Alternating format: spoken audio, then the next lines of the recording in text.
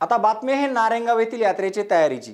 तमाशा पंढरी म्हणून ओळख असलेल्या नारायणगाव येथील मुक्ताई व काळवा देवाची यात्रा 22 एप्रिल रोजी सुरू होत असून 25 तारखेपर्यंत 4 दिवसीय यात्रा सुरू राहणार आहे। चोळीपातळ, घागरी मिरवणूक व कुस्त्यांचा भव्य आखाडा हे यात्रेचे मुख्य आकर्षण असते। 8 दिवस तमाशाचा कार्यक्रमही असतो। नारायणगाव नगरीत यात्रेच्या काळात लाखो भाविक येत असतात। नवसाला पावणारी देवी म्हणून मुक्ताई देवीची आख्यायिका आहे। पावेत या यात्रेच्या तयारीविषयी यात्रा कमिटीचे अध्यक्ष संतोष नाना खैरे, मुक्ताई देवस्थान ट्रस्टचे अध्यक्ष एकनाथ शेटे, बाबू पाटे, DK भुजबळ, अशोक पाटे, विलास पाटे, मारुती भुजबळ, विजय वावळ यांच्याशी आमचे कार्यकारी संपादक सुरेश जिवाणी यांनी केलेली ही बातचीत।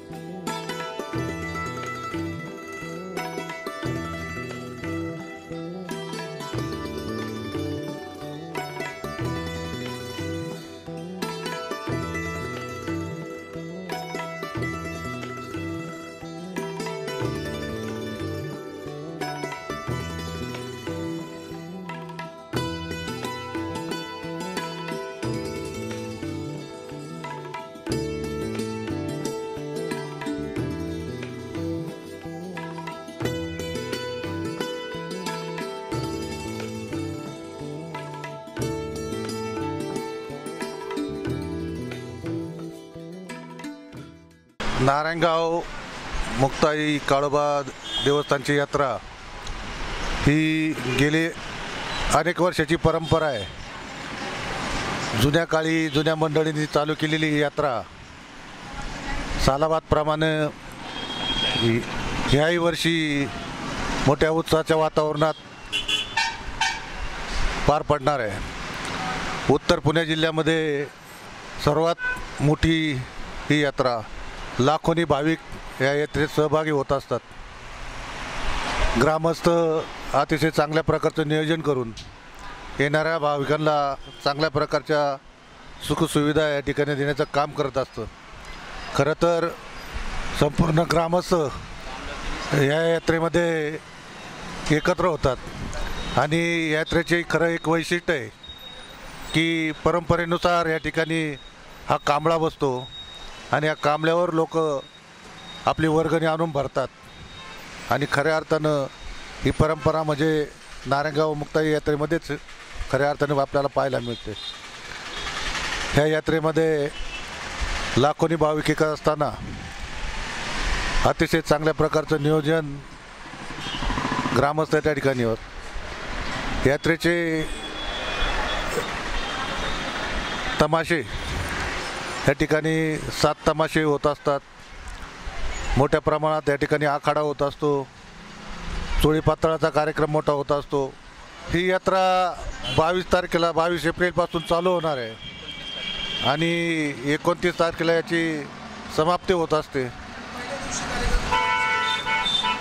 पहिल्या दिवशी तुकाराम खेडकर यांची पुण्यतिथी साजरी करतो। दुसऱ्या दिवशी भाऊबापू मांगानी विठाबाई यांची पुण्यतिथी साजरी होते असती आणि त्याच दिवशी संध्याकाळी घागरींचा कार्यक्रम मोठ्या प्रमाणात या ठिकाणी होत असतो। सर्व महिला या ठिकाणी संध्याकाळी त्या ठिकाणी घागरी घेऊन येत असतात आणि चोळी पातळाचा कार्यक्रम दुसऱ्या दिवशी मोठ्या प्रमाणात त्या ठिकाणी होत असतो आणि त्याच दिवशी दारूचं मोठं शोभेचं कारूचं काम खऱ्या अर्थानं मोठ्या प्रमाणात या ठिकाणी पाहायला मिळत असतं आणि शेवटच्या दिवशी आखाड्याचा भव्य दिव्य असा कार्यक्रम होत असतो आणि हे 4 दिवस खरं मुख्य यात्रेचे हे 4 दिवस असतात। पण ग्रामस्थांनी या ठिकाणी पहिल्यापासून परंपरा घालून दिलेली आहे की डॉक्टर बाबासाहेब आंबेडकरांची जयंती असेल, शाहू फुले आंबेडकर यांची जयंती साजरी करतं, त्यानंतर शिवजयंती या ठिकाणी साजरी करतं। असे भव्य दिव्य असे कार्यक्रम या ठिकाणी साजरे होत असतात।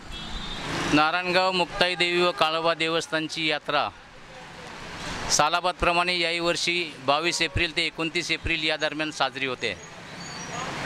ही यात्रा तसं पाहिलं तर स्वातंत्र्यपूर्व काळापासून सर्व गावकरी मिळून अतिशय व्यवस्थित पद्धतीने या ठिकाणी कार्यक्रम करत असतात आणि ह्या कार्यक्रमाची रूपरेषा कशा पद्धतीने होते याचं थोडक्यात विवेचन या ठिकाणी मी सांगतो की कार्यक्रम हा गावकीच्या संदर्भामधून ज्या वेळेला याच्यामध्ये सहभाग घेतला जातो त्या सहभागामध्ये या ठिकाणी गावचा कांबळा कांबळा म्हणजे सर्व गावकरी आणि ग्रामस्थ मिळून त्या ठिकाणी एक कमिटी तयार होते आणि ती कमिटी संपूर्ण यात्रेचं नियोजन करत असते। या ठिकाणी कांबळ्यावर सर्व जथेवाईज जी मंडळी आहेत ती गावातली किंवा जी इतर परगावून रहिवासी आलेले आहेत ते सर्व आपापली वर्गणी या कांबळ्यावर येऊन भरतात आणि त्या पैशातून या यात्रेचं नियोजन केलं जातं। त्याचप्रमाणे या यात्रेमध्ये फक्त देवीच्या यात्रेच्या आणि देवी भाविकांची जी काही भावना आहे त्याच्यामध्ये मुस्लिम समाजाचं सुद्धा देखील मोठं योगदान आहे। त्याच्यामुळं पूर्व परंपरापासून मुस्लिम समाज देखील आपल्या स्वखर्चाने या ठिकाणी शोभेच्या दारूचं अतिशय उत्तम काम उत्तर पुणे जिल्ह्यामध्ये नारायणगावच्या यात्रेमध्ये ते साजरं करतात आणि त्याच्यामध्ये कोणत्याही प्रकारचं अनुदान किंवा पैसा त्या ठिकाणी पूर्व परंपरापासून तर घेतला जात नाही। ते स्वखर्चाने आणि हिरिरीने ते काम करत असतात। त्याचप्रमाणे नारायणगाव हे तमाशाची पंढरी म्हणून समजलं जातं।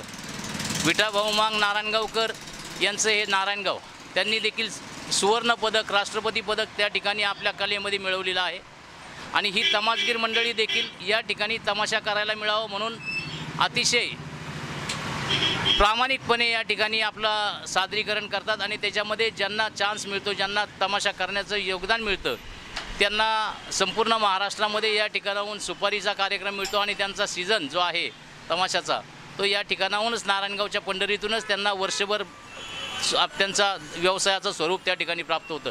थोडक्यात सांगायचं म्हणजे ही तमाशांची पंढरी असली तरी ती मुक्ताई देवी काळोबा देवस्थानच्या पुनीत झालेल्या स्पर्शानं त्या लोकांना या ठिकाणी त्याच्यावर देवीवर इतकी मोठी आस्था आहे की त्यामुळे त्या या ठिकाणी येतात आणि आपला व्यवसाय चालवतात। या यात्रेच्या निमित्तानं या ठिकाणी प्रचंड मोठी गर्दी संध्याकाळची यात्रा असल्यामुळे सर्व महिला भाविक वर्ग यात्रेकरू प्रचंड मोठ्या प्रमाणामध्ये असतात। यात्रेमध्ये पाळणे स्वरूपामध्ये जे काही लहान मुलांना पुरुषांना ज्या खेळण्याच्या सुविधा आहेत त्या यात्रेकरू या ठिकाणी उपलब्ध करून देतात। आणि या सगळ्या यात्रेचं नियोजन करत असताना पोलीस डिपार्टमेंट SP या सर्वांना त्या ठिकाणी निवेदन दिलं जातं। त्याप्रमाणे बाहेरील कमांडोज त्या ठिकाणी येतात। देवीच्या मंदिरामध्ये पुष्कळशी गर्दी असते त्याही ठिकाणी कमांडोज असतात आणि इतर गावचा जो काही परिसर आहे त्या सर्व परिसर CCTV कॅमेरामध्ये केलेला आहे। त्याचं नियोजन त्या ठिकाणी केलेलं आहे। सगळ्यांना 70-80 कॅमेरे आपण वेगवेगळ्या ठिकाणी त्या ठिकाणी लावलेले आहेत। त्या निमित्तानं आपण जी सोय करता येईल लाईटची असू पाण्याची असू किंवा CCTVची असू कमांडोज असू पोलीस डिपार्टमेंट असू सरकारी कर्मचारी असू हे सर्व मंडळी किंवा सबनीस विद्या मंदिरची काही पुरं आहेत ती या ठिकाणी काम करतात आणि अशा स्वरूपानं आम्ही सर्व भाविकांना योग्य ती सुविधा देण्याचं काम यात्रा कमिटीच्या वतीने या ठिकाणी पुरेपूर करण्याचा प्रयत्न करतो। या आव्हानाच्या संदर्भामध्ये एकच आता या ठिकाणी आहे की प्रचंड मोठी गर्दी असते। सर्वांना पोलीस डिपार्टमेंट असू कमांडोज असू किंवा CCTV कॅमेराज असू या सर्वांची जी सुविधा केलेली आहे या सुविधेमधूनही ते काही सगळं नियंत्रित करण्याचा प्रयत्न केलेला आहे तो देखील यदाकदाचित अपुरा पडण्याची शक्यता आहे। काही अनुचित प्रकार घडू नये यासाठी सर्व यात्रेकरू सर्व भाविक ग्रामस्थ आणि इतर जे काही लोक या ठिकाणी यात्रेच्या निमित्ताने येणार आहेत त्या सर्वांना आमच्या यात्रा कमिटीच्या वतीने एकच आव्हान आहे की यात्रेमध्ये कोणत्याही प्रकारचा अनुचित प्रकार घडण्याची शक्यता तुमच्या निदर्शनास आल्यानंतर पोलीस डिपार्टमेंटच्या 2 चौक्या आम्ही यात्रेच्या आवारामध्ये ठेवलेल्या आहेत त्या ठिकाणी संपर्क साधायचा आणि ताबडतोब त्यांना त्या गोष्टीची कल्पना द्यायची की जेणेकरून होणारी जी काय नुकसान आहे किंवा होणारं काय अनुचित प्रकार आहे तो टाळण्याचा आपण प्रयत्न करू एवढंच आव्हान या निमित्ताने या ठिकाणी मी करतो। मी सन 1989 पासून या कांबळ्यावर आजतागायत काम करतोय। इथला आर्थिक व्यवहार जमा आणि खर्च याची संपूर्ण नोंद माझ्याकडे असते। यात्रेचं नियोजन यात्रा कमिटी व्यवस्थितरित्या हँडलिंग करते। ज्याचं त्याचं काम मी जे वाटून दिलेलं असतं पैकी माझ्याकडे जमा खर्चाचा व्यवहार आहे तो मी 29 वर्ष पार पाडतो। या अगोदर माझे वडील 33 वर्ष या यात्रेचं कामकाज पाहत होते। एकूण आमच्या घराची परंपरा माझ्या माहितीनुसार 63 ते 64 वर्षाची आहे। आज एवढ्या मोठ्या कारभारात कुठंही गाव आणि यात्रा ही अगदी सुरळीतपणे पार पडली जाते। इथं कुठल्याही प्रकारचं काही मोठेपण अपमान मान असं काही नाही। आमच्या यात्रेमध्ये मुक्ताबाईच्या सर्व लोक सहभागी होतात कोणी कोणा अपशब्द बोलणं वाकडं तिकडं चालणं वगैरे काही नसतं. पोलीस संरक्षण भरपूर असते आणि त्याप्रमाणे यात्रा सुरळीत पद्धतशीर पार पडते. प्रथम नारायणगावात हनुमान जयंती साजरी झाल्यानंतर दुसऱ्या दिवशी हा यात्रेचा कार्यक्रम सुरू होतो. दुसऱ्या दिवशी नारायणगावचं कांबळा आहे ते या जागेवर आम्ही बसतो. हे सर्व ग्रामस्थ एकत्र जमतात. सर्व जथेवाईकची लोक या कांबळ्यावर जे ते आपले स्वतः वर्गणी आणून भरतात. आम्ही कुठल्याही गावकरी कुठल्याही कुणाच्या घरी वर्गणीला आम्ही जात नाही, पण सर्व जो तो आपल्या ठरल्याप्रमाणे वर्गणी या कांबळ्यावर आणून भरतात. हा कार्यक्रम ते 22 ते 29 या दरम्यान यात्रा सुरू आहे. जर सालाबादप्रमाणे येथे दारू काम, घागरीचे कार्यक्रम, परत तमाशाचे कार्यक्रम हे सर्व ग्रामस्थांच्या नियोजनाने ठरले जातात. यावर्षी सालाबादप्रमाणे यावर्षीसुद्धा 8 तमाशे आहेत.